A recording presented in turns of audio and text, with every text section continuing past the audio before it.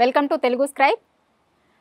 ప్రస్తుత రాజకీయ పరిస్థితులపైన కాంగ్రెస్ పార్టీ 6 నెలల పాలన మీద బీఆర్ఎస్ పార్టీకి సంబంధించినటువంటి ఇష్యూస్ పైన మనతో మాట్లాడేందుకు బీఆర్ఎస్ పార్టీ నేత క్రిషాంక్ మనతో పాటు ఉన్నారు. క్రిషాంక్ నమస్తే. నమస్తే సార్. పాలిటిక్స్కి సంబంధించినటువంటి ఇష్యూస్ మాట్లాడుకునే ముందు మొన్ననే జైలుకు పోయి వచ్చినట్టున్నారు. మీరు పార్టీకి తెలంగాణ ఉద్యమం జరుగుతున్నప్పుడు కూడా మీరు విద్యార్థి ఉద్యమ నాయకుడిగా జైలుకి పోయిరు. ఇప్పుడేమో ఒక రాజకీయ నాయకుడిగా దాదాపు 10 ఏళ్ల తర్వాత జైలుకు పోయినట్టున్నారు. ఎట్లా ఉన్నాయి అక్కడ పరిస్థితులు? చాలా తేడా ఉందండి. ఎందుకంటే తెలంగాణ ఉద్యమంలో జైలుకి వెళ్ళినప్పుడు తీవ్రమైన ఏదైతే కేసులు, ఇప్పుడు మిలియన్ మార్చ్ కానివ్వండి, సాగరహారం కానివ్వండి, చేసిన ర్యాలీలు కానివ్వండి, అవన్నీ అంటే చేసిన పోరాటానికి జైలు పాలైనాం. ఇక్కడ చేసింది ఏంటిది? తప్పుడు సర్క్యులర్ తీసింది ముఖ్యమంత్రి గారు, వారు వేసారు. మేమేమో ఒరిజినల్ సర్క్యులర్ వేసినందుకు జైలుకు పంపించారు. ఇంకొకటి ఏంటిదంటే ఆ అరెస్ట్ చేసిన తీరు కూడా పోలీసులు ఫోన్ చేసినప్పుడు ఓపెన్గా రిసీవ్ చేసి, ఫస్ట్ కాల్కే రిసీవ్ చేసి నేను వచ్చి నోటీస్ తీసుకుంటాను అని చెప్పినాను. అండ్ రాజకీయ నాయకులము ఎక్కడ పోయి దాచుకునేది లేదు, ఓపెన్గానే తిరుగుతుంటున్నాను.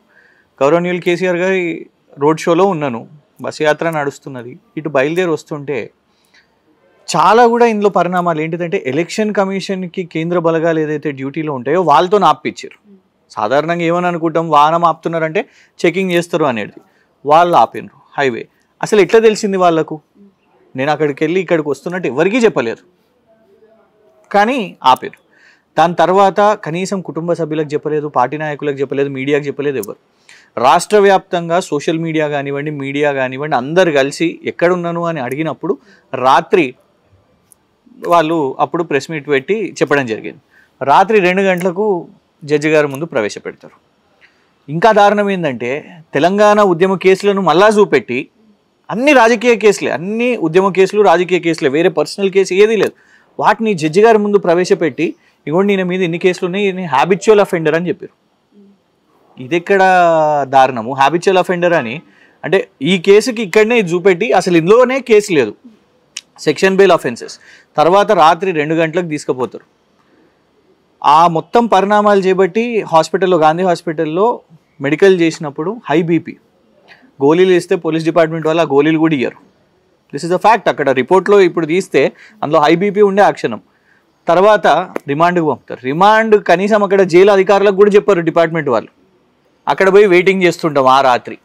సో ఎందుకంత సినీఫక్కీగా చేయాల్సిన అవసరం ఏమొచ్చింది? అంటే కేసీఆర్ గారు కరెంటు కోతలు ఉన్నాయి, నీటి ఇబ్బందులు ఉన్నాయి అని ప్రశ్నించగానే ఊగిపోయారు. ఆ డిఫెన్స్లో ఎట్లా దాన్ని డ్యామేజ్ కంట్రోల్ చేయాలన్నా అని కేసు వేసేస్తే సైలెంట్ ఉంటాం కావచ్చు, భయపడతాం కావచ్చు అని. ఇక జైలు లోపట అంటారా, గతంలో ఎట్లుండే అంటే ఉద్యమ సమయంలో అధికారులు ఎవరైనా ఏసీబీ రేడ్లలో వచ్చినా అట్లాంటి వాళ్ళతోని వేసేవాళ్ళు. ఇప్పుడు ఏమైపోయిందంటే అక్కడ ఇతరత్ర కేసులు, ఈ ఫోన్ ట్యాపింగ్ కేసులు ఇవన్నీ ఉన్నాయి కాబట్టి మమ్మల్ని మరి ఏమి ట్రామటైజ్ చేయాలనో మరి ఏందో కానీ అంత రేప్ కేసులలో వచ్చిన వాళ్ళు, ప్రాస్టిట్యూషన్ కేసులు వచ్చిన వాళ్ళు అట్లాంటి వాళ్ళు ఆ రూమ్లో ఉండే. అసలు ఎవరు మాట్లాడుకోవద్దు, ఎవరు మనతో మాట్లాడొద్దు, మనం ఎవరితో మాట్లాడొద్దు అని. అంత ఏమి టెర్రరిస్టులం కాదు. ఇంకొకటి వచ్చిన బెయిల్, సరే గౌరవ జ్యుడిషియరీని మనం కమెంట్ చేయలేము, కానీ కండిషనల్ బెయిల్ వచ్చింది. వారానికి ఒకసారి సంతకము, లేకుంటే 15 రోజులకు ఒకసారి సంతకం అంటే ఒకటి, కానీ ప్రతిరోజు పోయి సంతకం పెట్టాలి. అయిపోయింది లక్కీలా 30 రోజులు పోయి సంతకం. అయితే మధ్యలో పాపకు సమ్మర్ హాలిడేస్ ఉన్నాయి, కోర్టుని పిటిషన్ పెట్టుకోవడం జరిగింది. రేపు మళ్ళీ స్కూల్ రీఓపెనింగ్ అవుతుంది, ఎక్కడికైనా గుడికి పోయి మొక్కుకుందాము అనేసి కోర్టుని పర్మిషన్ అడిగితే దానికి కౌంటర్ ప్రభుత్వం ఏమని ఇస్తుంది, ఈయన దేశం వదిలేసి వెళ్ళిపోతాడు అని ఆన్ రిటర్న్ కోర్టుకి ప్రభుత్వం చెప్తుంది.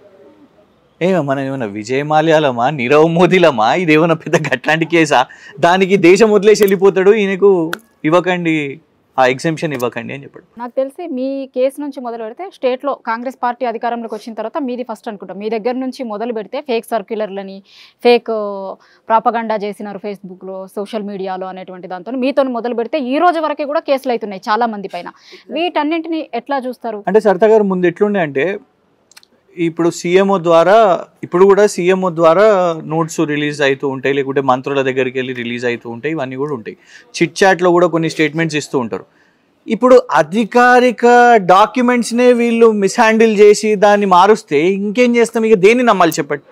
ఇప్పుడు official circular Osmania university vice chancellor office నుంచి వాళ్ళ పిఆర్ఓను ప్రొఫెసరు దాన్ని రిలీజ్ చేసిన దాన్ని అన్ని స్టూడెంట్ గ్రూప్స్లో ఉన్నాయి, అవి వాట్సాప్ గ్రూప్స్లో దాన్ని పెట్టిన దాన్ని ఆ తర్వాత దిలీప్ గారు కూడా పెట్టిన లోగోని ఏది ఒక ఛానల్ ఎన్టీవీ అనే ఛానల్ మళ్ళా పొన్నం ప్రభాకర్ గారి పిఆర్ఓ వాళ్ళు వాట్సాప్ గ్రూప్లలో సర్క్యులేట్ చేయడం ఇవన్నీ కూడా జరిగినాయి. ఇక రేపటి దినం ఏదన్నా వచ్చినా కూడా వీళ్ళు లీకులు ఇచ్చి మళ్ళీ తర్వాత వీళ్ళు ఏం చేస్తారు? ఎదుటి వాళ్ళ మీద కేసులు వేసి బద్నాం చేస్తారు. అంటే ఈ ప్రభుత్వం యూటర్న్ ప్రభుత్వం లాగా కనబడుతున్నది. ఇట్లా మస్తు లీక్స్ చేసేటప్పుడు ఏమవుతుందంటే రేపటి దినం ప్రభుత్వం ఏదైనా అఫీషియల్ ఆర్డర్ రిలీజ్ చేసిన, ఎందుకు చెప్తాను, ఉదాహరణకు రుణమాఫీ అంటారు, రేపు ఆగస్టు 15 అంటారు, తర్వాత ఏ సంవత్సరం ఆగస్టు 15 చెప్పలేదుగా మేము అనే పరిస్థితి ఉంటుంది. నమ్మకం పోతుంది, క్రెడిబిలిటీ పోతుంది ప్రభుత్వం మీద. గవర్నమెంట్ ఒక ట్రాప్ చేస్తున్నట్లుగా ఏమన్నా అనిపిస్తుందా? 100% దాంట్లో ఎలాంటి అనుమానం లేదు. ఎందుకు చెప్తాను, ఇప్పుడు ఇదే క్రమంలో యూనియన్ హోమ్ మినిస్టర్ ఇప్పుడు ఇది మళ్ళీ చెప్తే బీజేపీతో ఒకటే అని అంటారు, వాళ్ళ పంచాయతీ ఇది, ఎలక్షన్ పంచాయతీ మొత్తం అదే నడిచింది. తెలంగాణ నీళ్ల గురించి, తెలంగాణ కరెంటు గురించి, తెలంగాణ సంక్షేమ పథకాల గురించి లోక్సభ ఎన్నికలు కాలేదు, అది మాట్లాడింది కేవలం కేసీఆర్ గారే. రేవంత్ రెడ్డి గారు అమిత్ షా ఇట్లా మాట్లాడిండు రిజర్వేషన్ గురించి, ఈ ముస్లిం మైనారిటీ రిజర్వేషన్ ఉండొద్దు ఇవి అవి అని మాట్లాడిండు అని ఒక వీడియోని వాళ్ళు రిలీజ్ చేశారు, కాంగ్రెస్ నాయకులు రిలీజ్ చేశారు. దాని మీద బీజేపీ వాళ్ళు కేసు పెట్టారు, ఇది తప్పుడు వీడియో అని పెట్టారు. పెట్టి అరెస్ట్ చేయడానికి ఢిల్లీ నుంచి పోలీసులు వస్తే ఇక్కడ ఏం చేసారు, ధనాధన్ పొద్దున అరెస్ట్ చేసి వాళ్ళు వెళ్ళిపోగానే మళ్ళీ సాయంత్రం విడుదల చేశారు. చూడండి, అంటే దాన్ని అరెస్ట్ లాగా కాదు, ప్రొటెక్షన్ లాగా కనబడుతున్నది. అసలు ఒక ఆరోపణలు ఉన్నప్పుడు నోటీస్ ఫస్ట్ మాకు రావాల్సింది పోలీస్ డిపార్ట్మెంట్ నుంచి సమన్స్ రావాలి, కానీ దానికంటే ముందు కాంగ్రెస్ పార్టీ దగ్గర ఎఫ్ఐఆర్ ఇది ఎట్లుంటుంది, ఎవరిచ్చిండ్రు? సింపుల్, నా కేసులోనే మీరు ఆలోచించండి. ఫస్ట్ కాంగ్రెస్ పార్టీ వాళ్ళు ట్వీట్ చేసిండ్రు, నాకు నెక్స్ట్ డే పొద్దున దాదాపు 8-8:30కు సిఐ గారు కాల్ చేసి మీకు నోటీస్ సర్వ్ చేయాలి అని అన్నారు. కానీ దానికంటే 24 గంటల ముందే కాంగ్రెస్ పార్టీ చేతిలో ఎఫ్ఐఆర్ ఉంది, పెట్టిందేమో కేసు ఉస్మానియా యూనివర్సిటీ వాళ్ళతో పెట్టించారు. కాంగ్రెస్ పార్టీ వాళ్ళకు ఎఫ్ఐఆర్ దొరుకుతుంది, ట్వీట్ చేస్తారు. ఇందులోనే అర్థమైపోతున్నది కదా ఎవరు నడిపిస్తున్నారు. సో బాటమ్ లైన్ దీని వెనుక ఏంటిదంటే కక్ష. ఇవాళటి నేటి ముఖ్యమంత్రి, తెలంగాణ ముఖ్యమంత్రి రేవంత్ రెడ్డి గారు ఆయనే రెడ్ హ్యాండెడ్గా దొరికిన విషయం అందరికీ తెలుసు. జాతీయ మీడియా కూడా చూపెట్టింది, 50 లక్షల రూపాయలతోని నల్ల సంచితోని కేసీఆర్ గారి ప్రభుత్వాన్ని కూల్చడానికి ఒక ఎమ్మెల్యేని కొనుగోలు చేసే ప్రయత్నం చేసిండు. అందులో ఎవ్వరు కూడా వేరే కక్ష కాదు, ఏం కాదు, ఆయన దొరికిందని చూపెట్టారు. కానీ అది జైలుకు పోయినప్పటి నుంచి ఇవాళటి వరకు ఖచ్చితంగా కేసీఆర్ గారిని, కేటీఆర్ గారిని రాజకీయంగా పొలిటికల్ వెండేటాతోని ఎట్లనైనా జైలుకు పంపాలి అని వాళ్ళ ఉన్నది. దాంట్లో భాగంగా వాళ్ళ వెనుక వాళ్ళ చుట్టూ ఎవరున్నా కూడా, ఇప్పుడు కేటీఆర్ గారితోని సన్నిహితంగా పనిచేసే వాళ్ళు, ఇటు దిలీప్ కోనతం గారైనా మేము కూడా పనిచేస్తూ ఉంటాం సోషల్ మీడియాతో, ఎట్లనన్నా వీళ్ళను చేసి నెక్స్ట్ వాళ్ళని కూడా ఫ్రేమ్ చేయాలి. ఇప్పుడు కాంగ్రెస్ గవర్నమెంట్ కూడా ఫోన్ ట్యాప్ చేస్తుందని అనుమానం ఉందా మీకు? ఎందుకంటే అక్కడి నుంచి ఇక్కడికి వచ్చేంత వరకు నేను ఎవరికి చెప్పలేదు, ఏమీ చేయలేదు, కానీ నన్ను ఎట్లా అరెస్ట్ చేసిరు అనేటువంటిది మీకున్న అనుమానం? 100% అండి, వాళ్ళు చేస్తున్నారు నిస్సందేహంగా, లేకపోతే ఎట్లా తెలుస్తుంది?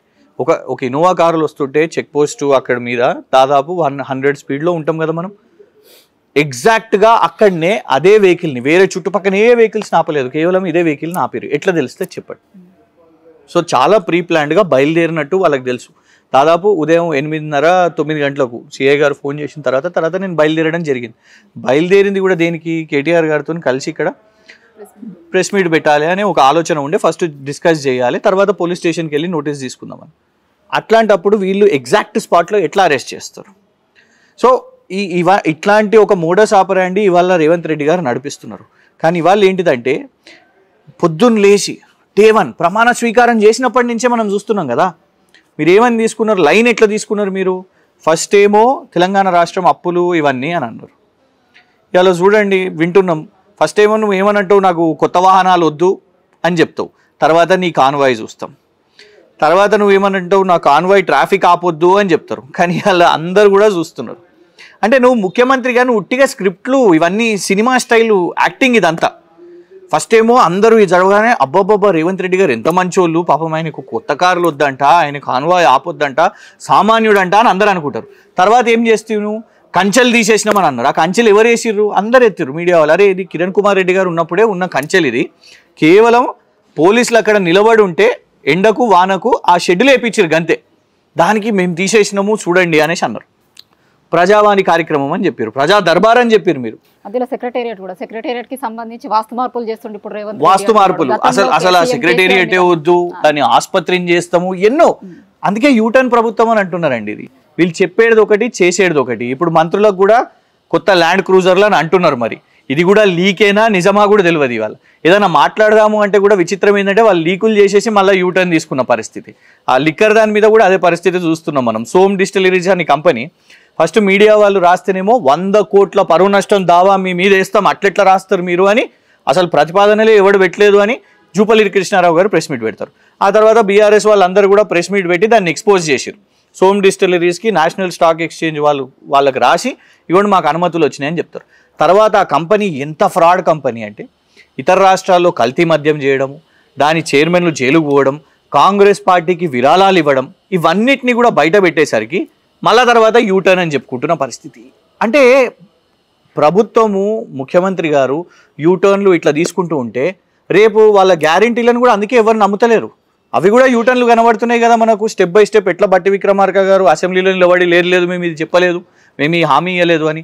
సో అందుకే నంబర్ 1 మనం ఆలోచించాల్సింది ఏంటంటే ఫస్ట్ ప్రతిపక్షము ఎందుకు మాట్లాడాలి, మీడియా ఎందుకు మాట్లాడాలని అవసరం దీంతో కనబడుతున్నారు. సరిత గారు స్టార్టింగ్లో ఏమన్నారు, ఎందుకు ఇంత తొందర, ఎందుకు మాట్లాడుతున్నారు మీరు? మీకు గుర్తుపెట్టుకోండి 2018లో రిజల్ట్ అయిన సాయంత్రం నుంచే రేవంత్ రెడ్డి గారి స్టేట్మెంట్ చూడండి మీరు. కేసీఆర్ గారికి బ్రహ్మాండమైన మెజారిటీ వచ్చింది, 88 ఎమ్మెల్యేలు గెలిచిరు కదా.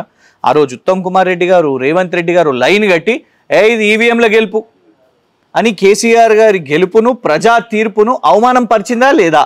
కానీ ఇక్కడికి వచ్చేసరికేమో మాకు సెలవు కావాలి, మాకు 100 days తర్వాత అడగండి మీరు అని అన్నారు. టైం కావాలి, ఇప్పుడే తొందర ఎందుకు కేసీఆర్ గారికి ఇంత తొందరపాటు ఎందుకు, కేటీఆర్ గారు ఎందుకు నోరు వారేసుకుంటున్నారు? ఇవాళ వెతుతున్నందుకే కదా, ఇవాళ సోమ్ డిస్టిలరీస్ గురించి బీఆర్ఎస్ ఎత్తినందుకే ఒక కల్తీ మద్యం కంపెనీని రానియకుండా మీకు సోయి వచ్చి ఇవాళ దాన్ని యూటర్న్ చేసుకున్నారు. లేకుంటే ప్రజల ఆరోగ్యం ఏం కావాలి? ఇవాళ కేసీఆర్ గారు ఎత్తినందుకే కదా మీరు గాయత్రి పంప్ హౌస్ నుంచి నీళ్లు విడుదల చేసారు. ఆయన ఎత్తిన తర్వాతనే కేసీఆర్ గారు నల్గొండ సభ పెట్టిన తర్వాతనే అసెంబ్లీలో తీర్మానం పెట్టాలి కేఆర్ఎంబీ మీద అని మీకు సోయి వచ్చింది కదా. అందుకు ప్రతిపక్షం ఎత్తాలి. There is no holiday. Public లైఫ్లో పబ్లిక్ సర్వీస్లో ఉన్న వాళ్లకు హాలిడే అనేది ఉండదు ప్రతిరోజు. ఎందుకంటే కొంచెము ఫ్రీ హ్యాండ్ ఇచ్చినా కూడా వీళ్ళు మొత్తం తీసుకుపోయి వాళ్ళ కాంగ్రెస్ పార్టీ హెడ్ క్వార్టర్స్కి అప్పచెప్పేస్తారు, ఏఐసీసీకి అప్పచెప్పేస్తారు. ఇక వాళ్ళ ముంగట నిలబడి బాంఛన్ చూసినాం మనం. రాష్ట్ర ముఖ్యమంత్రి గారు పోయి, ఎందుకంటే మన రాష్ట్ర ముఖ్యమంత్రి అండి, సోనియా గాంధీ గారి ముందు మాజీ సీఎం కూర్చొని ఉంటాడంట, ఎంపీలు కూర్చొని ఉంటారంట, కానీ మన ముఖ్యమంత్రి చేతులు కట్టుకొని నిలబడితే ఎట్లుంటుంది చెప్పండి? తెలంగాణకు అది అవమానంగా ఉంటుంది కదా. ఇందాక మీరు చెప్పిన దాంట్లో సోమ్ డిస్టిలరీస్కి సంబంధించి తీసుకుంటే ఆ శాఖ మంత్రి ప్రెస్ మీట్ పెట్టి నాకు సంబంధం లేదు, కార్పొరేషన్కి బెవరేజెస్ కార్పొరేషన్ ఇచ్చి ఉంటుంది అనేటువంటి మాట కూడా మాట్లాడిండు ఆ రోజు. పరువు నష్టంతో పాటు బెవరేజెస్ కార్పొరేషన్కి సంబంధించి వాళ్ళు ఇచ్చుంటారు పర్మిషన్స్ అని. మీరు కూడా గతంలో కార్పొరేషన్ చైర్మన్గా చేశారు, అంటే బెవరేజెస్ కార్పొరేషన్ కాకపోయినా ఒక కార్పొరేషన్కి చైర్మన్గా చేశారు.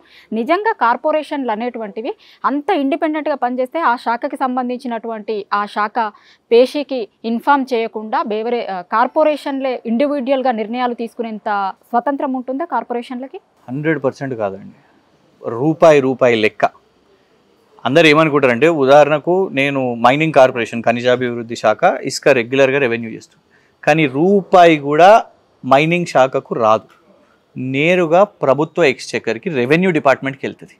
సో మనం ఏ ఫైల్ కదిలించాలన్నా, ఆఖరికి ఒక సిస్టమ్ కొనాలన్నా కూడా, ఒక జాబ్ రిక్రూట్మెంట్ చేసుకోవాలన్నా కూడా రెవెన్యూ డిపార్ట్మెంట్ నుంచి అప్రూవల్స్ ఉండాల్సిన అవసరం ఉంది. ఇక్కడ కూడా ఈ ఫైలు దానికి సంబంధించిన రెవెన్యూకి సంబంధించిన ప్రిన్సిపల్ సెక్రటరీకి పోవాలి.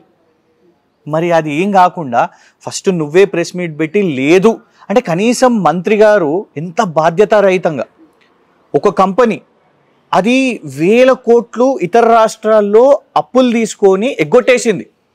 ఆయా రాష్ట్రాల్లో ఆయనను చిన్న విజయ్ మాల్యాలాగా మాట్లాడతారు. అది రుణాల గురించి అరెస్ట్ అయిందండి, జైలుకు పోయినరు, లైసెన్స్లు రద్దయినాయి.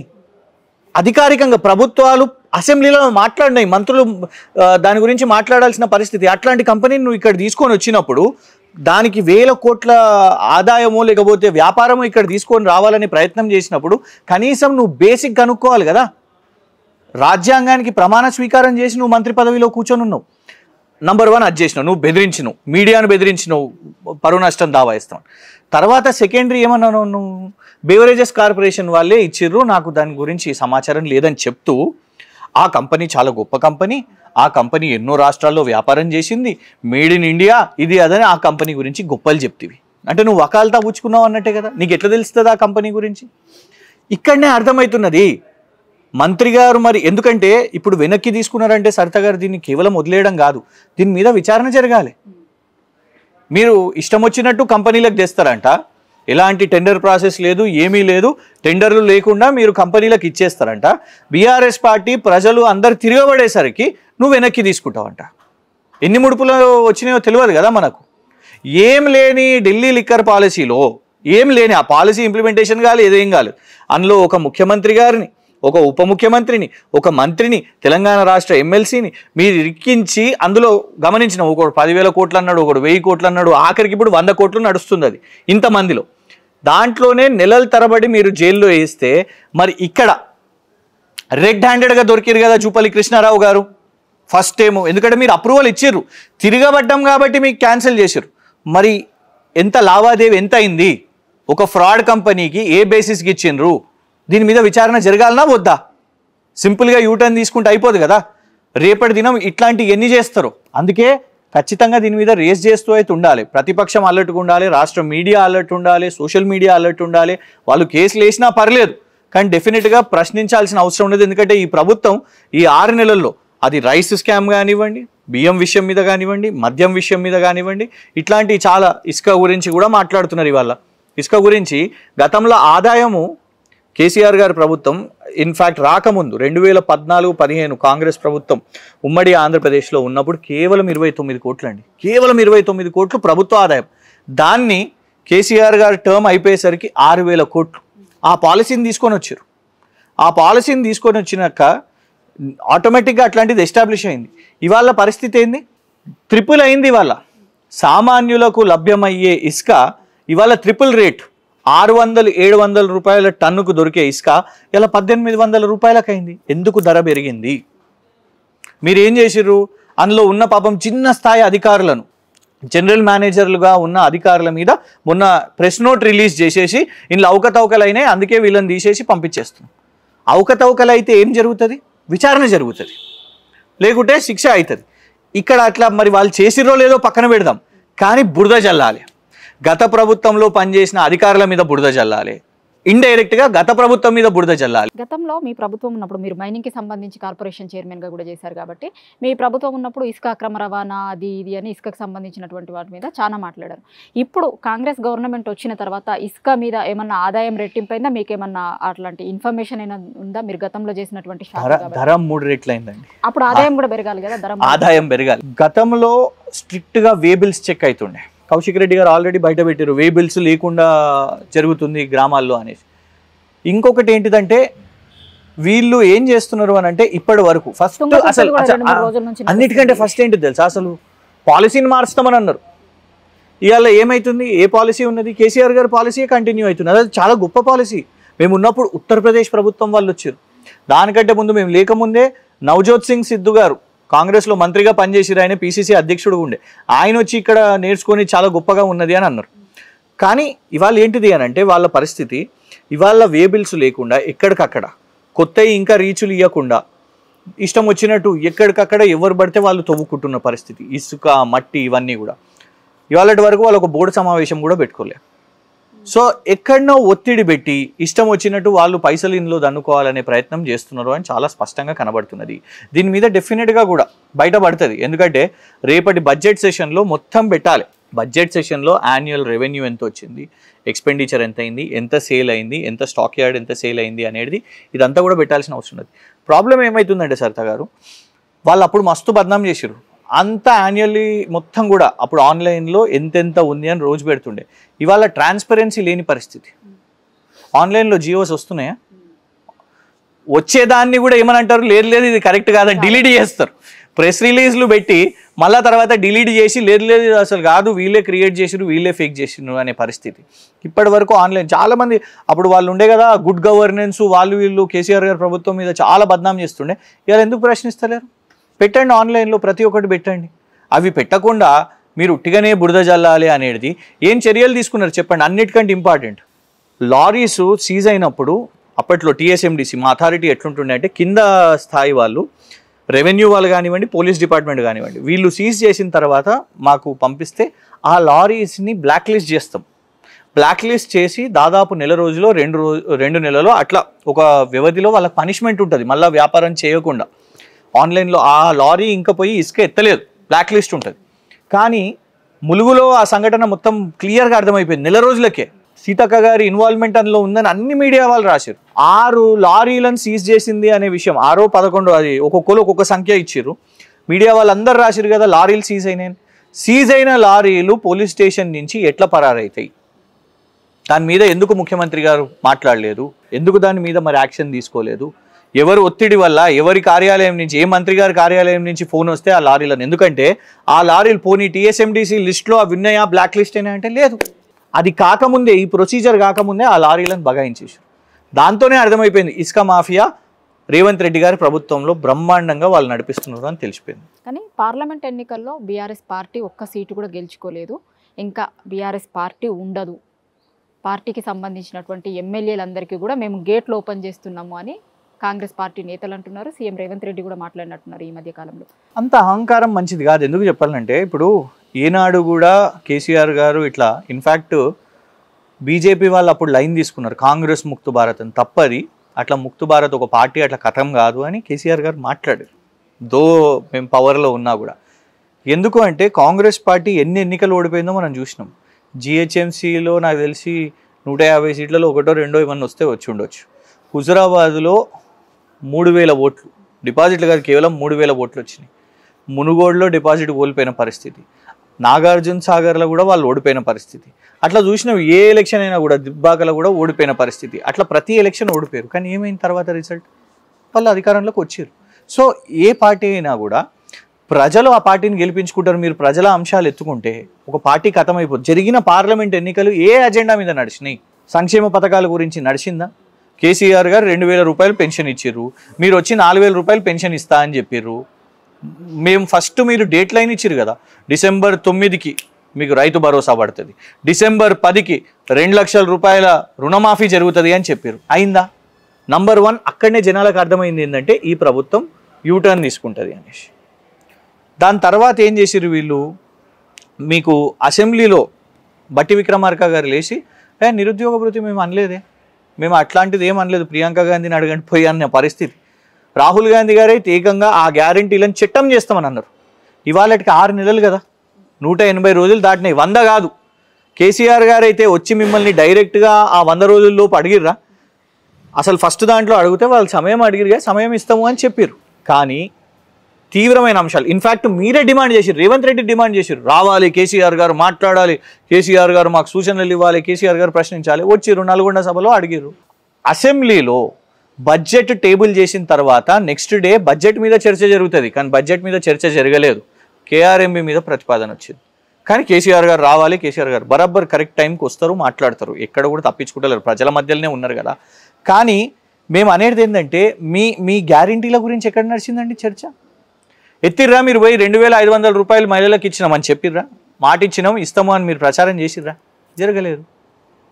మీరు రైతు బంధు తాపకొకసారి డిలే చేసుకుంటూ పోయింది. డిసెంబర్ న్యూ ఇయర్కి కొత్త సంవత్సరం ఫస్ట్ రోజు మీ అందరు అకౌంట్లోకి వస్తాయని అన్నారు, ఏమైంది? రాలేదు. సంక్రాంతి చూడండి, సంక్రాంతి వరకు వచ్చేస్తాయి మీకు అని అన్నారు, రాలేదు.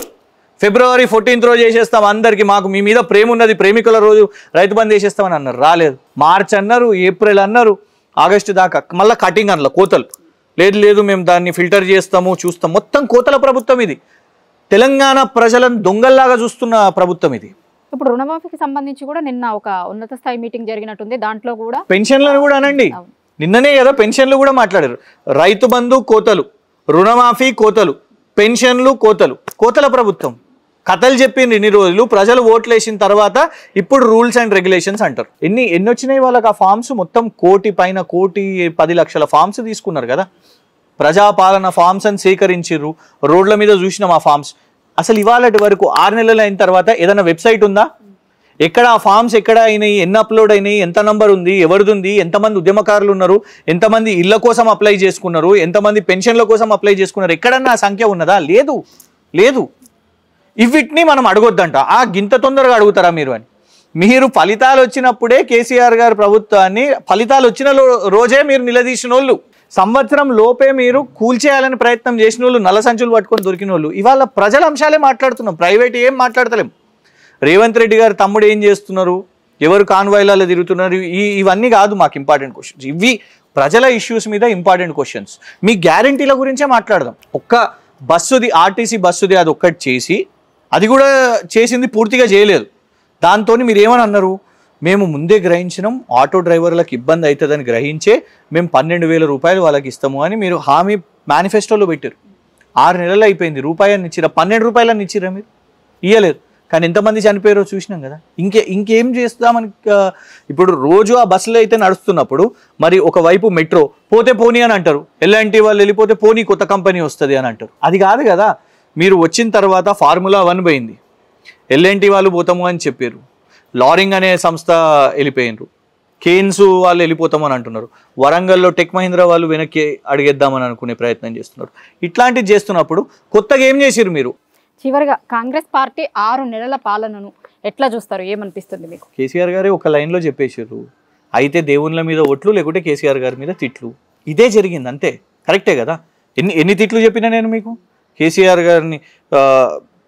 గారిని ఉద్దేశించే మీ బోటీలు పేగులు చీల్చి మెడలు వేసుకొని తిరుగుతా, ఇంకా రండా పాకిస్తానీ, ఇక ఈ చెప్తూ ఉంటే చూసే వాళ్ళకు కూడా అసహ్యంగా ఉంటుంది. ఇన్ని తిట్లు. మీకు పాలన అవకాశం వచ్చింది, చేయండి. మీరు కేసీఆర్ గారు గతంలో తిట్టిరండి, తిట్టలేదని కాదు. ఎప్పుడు? కేంద్ర ప్రభుత్వం ఇక్కడున్న ధాన్యాన్ని కొనుగోలు చేయకపోతే బరాబర్ తిట్టిండు. ఇక్కడున్న ఆ పార్టీకి చెందిన ఎంపీలో లేకుంటే కేంద్ర మంత్రో మాట్లాడకపోతే తిట్టిండు. మొన్న కూడా తిట్టిండు. మొన్న ఎన్నికల కమిషన్ కేసీఆర్ గారిని ఆపివేసింది, ప్రచారం చేయకుండా చేసింది. ఎందుకు తిట్టిండు? ఒక కాంగ్రెస్ నాయకుడు, ఎమ్మెల్యే పోటీ చేసిన వ్యక్తి చేనేతలను మీరు ఆ వృత్తిని బంద్ చేయండి, కాండంలు అమ్ముకోండి అని చెప్పిండు. బరాబర్ తిట్టాడు కేసీఆర్ గారు. కేసీఆర్ గారికి అట్లాంటి ఇమోషన్ ఉన్నది. తెలంగాణ విషయానికి వచ్చి ఎవరైనా కించపరిస్తే తిట్టిండు. కానీ పర్సనల్ ఉట్టిగా రాజకీయంగా అయితే తిట్టలేదు కదా. ఉట్టిగానే మీరు నాకు ఓటేయకపోతే మిమ్మల్ని చంపేస్తా, మీ పేగులు తీసి మెడలు వేసుకుంటా అని అయితే అనలేదు కదా. సో ఇవాళ ఏంటంటే వాళ్ళు పూర్తిగా డైవర్ట్. ఎందుకంటే వాళ్ళ దగ్గర ఉన్న ఆలోచనతోని, వాళ్ళకు ఉన్న ఆకలితోని ప్రతి ఒక్క మంత్రి ఒక్కొక్క స్కామ్ చేద్దామనే తొందరలో ఉన్నారు. ఇక్కడ దందా కాంగ్రెస్ అంటేనే స్కామ్లు చేస్తుంటారు. అట్లాంటి కాంగ్రెస్ ఇవాళ ఎక్కడికక్కడ ఒక ఆయన మద్యం మంత్రులకే మాకు ఇది తెలియదు అని చెప్తారు. ముఖ్యమంత్రి గారు ఒక స్టేట్మెంటు, మంత్రి ఒక స్టేట్మెంటు. ముఖ్యమంత్రి గారేమో మద్యం మీద ఆదాయం పెరుగుతుంది అని అంటారు, మంత్రి జూపల్లి కృష్ణారావు గారేమో 2-3 రోజుల గ్యాప్లోనే ఆదాయం తగ్గుతుంది అని అంటారు. క్లారిటీ లేదన్నట్టు. అంటే ఎక్కడ ఎవరి జేబులోకి పోతున్నాయో తెలుస్తలేదు. సో అట్లాంటి టార్గెట్ ఉన్నప్పుడు ప్రభుత్వము వాళ్ళ అసలైన హామీల నుంచి వెళ్ళిపోయింది, డైవర్ట్ అయిపోయింది. ప్రభుత్వం ఆగినా ఆగకపోయినా దానికి ఎలక్షన్స్ ఉంటాయి, ఇవన్నీ ఉంటాయి. కానీ ఈ రాష్ట్రంలో వ్యవసాయం ఆగదు, మనం నీళ్లు తాగడం ఆగదు, విద్యుత్ కరెంటు ఆగదు. అవి ఆగకుండా ప్రజలకు అలవాటు చేసిరు కేసీఆర్ గారు. కానీ ఇవాళ పరేషాన్ ఏంది? కరెంటు కట్లు ఉన్నాయంటే లేదు కరెంటు కట్లు లేవు అని అనుభవిస్తున్నది ప్రజలు కదా. నీటి ఇబ్బందులు లేవు అనేది అనుభవిస్తున్నది ప్రజలు కదా. సో ఇవాళ వాళ్ళు ఎంతసేపు ఏంటంటే డ్యామేజ్ కంట్రోల్ లేకుంటే దబాయించడం. లేదు మీరు చెప్తున్నది అబద్ధాలు, మీ మీద కేసులు వేస్తామని. సో ఈ 4.5 సంవత్సరాలు అందరు కూడా తెలంగాణలో ఉన్న ప్రజాస్వామికవాదులు అందరూ కూడా కేసులకు అలవాటు గండిగా మనం ప్రశ్నిస్తాం, వాళ్ళు కేసులు వేస్తారు.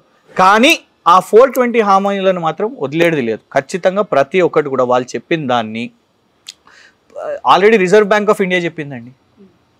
అప్పులు కేవలం 3 లక్షల కోట్లు, అది కూడా ఎక్కడ పెట్టినరు అనేది ఆ ఆస్తి సంపద తెలిసింది కదా. ఇలా ప్రతి ఒక్కటి ఎట్లా ఆదాయం జనరేట్ అవుతుందో తెలుసు. వీళ్లకు ప్రభుత్వం గాడిలో పెట్టడం రాకపోయినా కూడా కేసీఆర్ గారు ఒక ఆటో పైలట్ మోడ్ లాగా ఒక టైంలో పెట్టారు. కానీ అది మీరు ఎక్కువ కూడా గాలికి వదిలేస్తే, ఒక గ్రడ్జ్ అనేది పెట్టుకొని పెట్టుబడులు గాలికి వదిలేస్తే, మరి అట్లాంటప్పుడు ఆటో పైలట్ మోడ్లో పోవడం కూడా కష్టం. ఒక ప్రభుత్వం దాన్ని డైవర్ట్ అంటే కనీసం డైరెక్ట్ చేస్తూ ఉండాల్సిన అవసరం ఉన్నది. మీరు డైరెక్ట్ చేసే బదులు డైవర్ట్ చేస్తున్నారు మీరు. అది జరుగుతున్నది. ఎందుకంటే ఒక్కొక్క మంత్రి శాఖ మీద కేసీఆర్ గారు వ్యవసాయం రివ్యూలు పెడుతుండే. ఒక నెల వర్షము వస్తుంది అని అన్నప్పుడు ప్రతిరోజు వారి అలవాటు ఏంటంటే వర్ష సూచన చెక్ చేస్తూ ఉంటారు. ఇవాళ ఎంత వర్షం పడుతుంటుందని, గోనె సంచులు ఉన్నాయా లేవా అనేది మాట్లాడుతూ ఉంటారు అధికారులు. దాదాపు కొన్ని వారాలు, ఒక నెల ముందు నుంచే ఇట్లాంటి ఎక్సర్సైజ్ నడుస్తుంది. కానీ ఇక్కడ చేతులు గాలిన తర్వాత కాంగ్రెస్ ప్రభుత్వం, రేవంత్ రెడ్డి గారు ఇవన్నీ కూడా చేస్తున్నారు. అంటే సో పాయింట్ ఏంటంటే ఒక డైరెక్షన్లెస్ గవర్నమెంట్. 6 నెలలు గడిచినాయి. ఈ 6 నెలల్లో వాళ్ళు ఫెయిల్ అయ్యారు. ఒక పిఆర్ ఒకటి మేనేజ్ చేసుకుంటున్నారు వాళ్ళు, ఒక టీమ్ ఆఫ్. ఎందుకంటే ఆ సునీల్ కనుగోలు అనే వ్యక్తి ఉన్నాడు కాబట్టి అన్ఫార్చునేట్లీ కొన్ని పత్రికలు, కొన్ని జర్నలిస్టులు కూడా వాళ్ళు లేని దాన్ని కూడా ఉన్నట్టుగా, అగో చూడండి అద్భుతం జరిగింది, ఇది ఒక మొదటిసారి అద్భుతం అనేటట్టు ఫస్ట్ నుంచి దాన్ని అది చేస్తున్నారు. ఎన్ని రోజులు చేస్తారో చూద్దాం.